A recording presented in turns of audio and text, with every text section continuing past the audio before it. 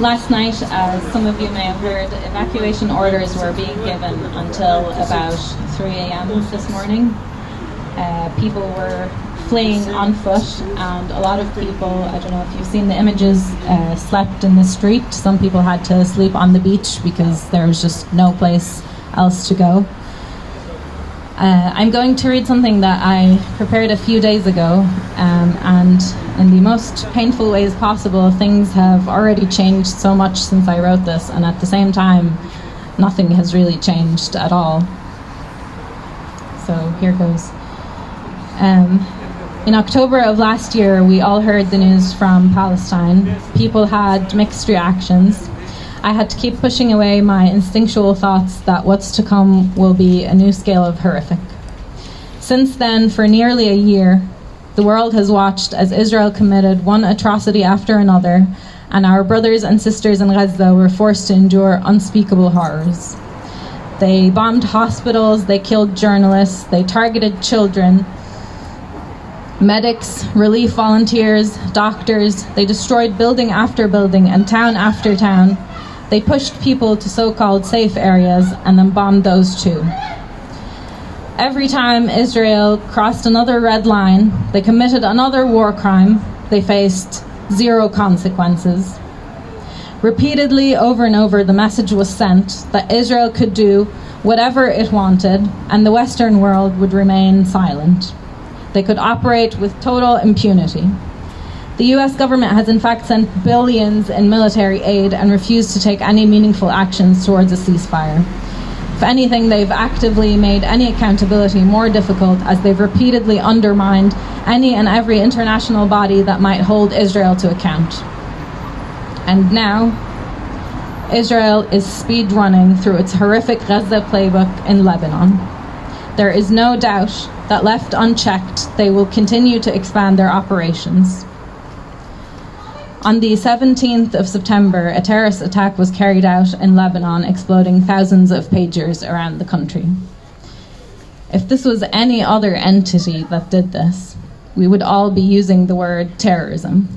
But instead, we have to listen to Western media dehumanize us.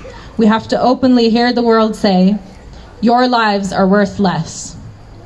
The heartbreak and anger of the violence are one thing. And then the heartbreak and anger of seeing people describe it as amazing and impressive is a whole other heartbreak. To see children being described as collateral damage, to have to say that children are women and women died to prove our innocence, as if all of our men are disposable. My family moved from our home in the south to Beirut a few months ago. My mother was at first worried about her garden. She used to spend all of her waking hours taking care of that garden. My parents grow olive trees for our family. Olive trees and olive oil in the south are our pride and joy. I love those trees so much that I actually have a tattoo of an olive branch on my arm. The Israeli strategy is not just to murder people. They've destroyed the land. A lot of the southern villages are completely empty. Most people, like my parents, left months ago. But the destruction also ensures that they can't easily come back. Because unlike what they'll keep trying to convince the world, this is not self-defense. This is pure greed and destruction. The destruction serves their interests and the interests of those aligned with them. A few days ago, my family moved once again from one part of Beirut to a hopefully safer one. When I first wrote this a few days ago, I had written that my father lost his uncle a week ago and his aunt and cousin a few months ago in Israeli airstrikes. Yesterday, I received news that the same aunt, her daughter and her grandchildren were killed in an Israeli airstrike in the so-called safe area that they had fled to.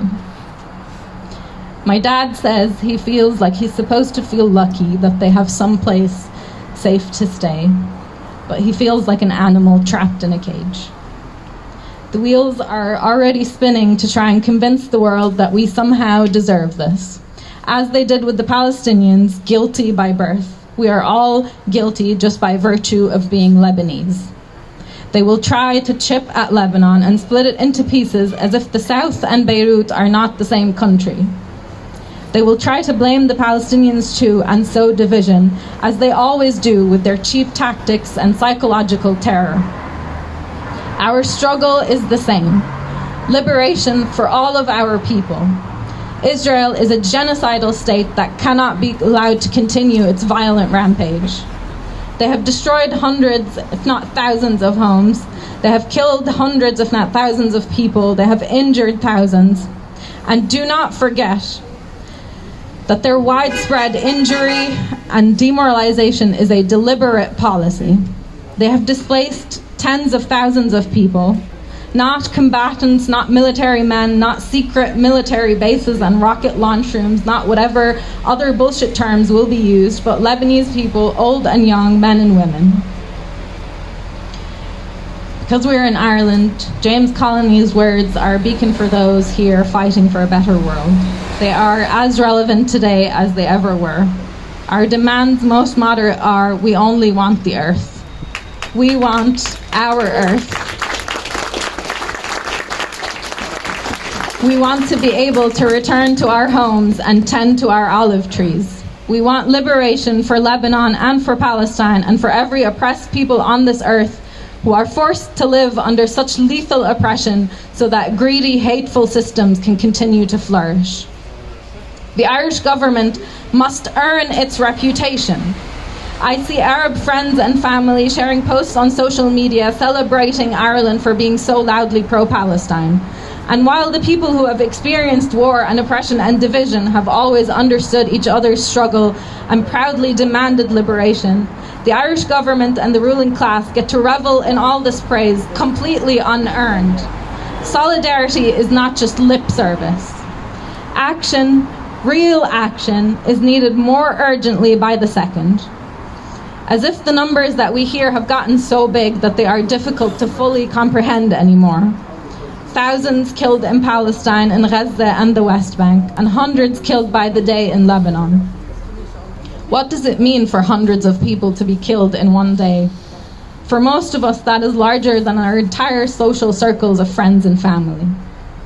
Action is urgently needed.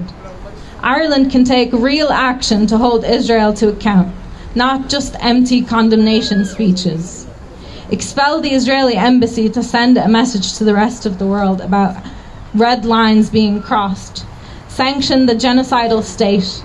Enact the Occupied Territories Bill. Stop the flow of arms through Ireland. The stalling and the inaction are costing precious lives every single day.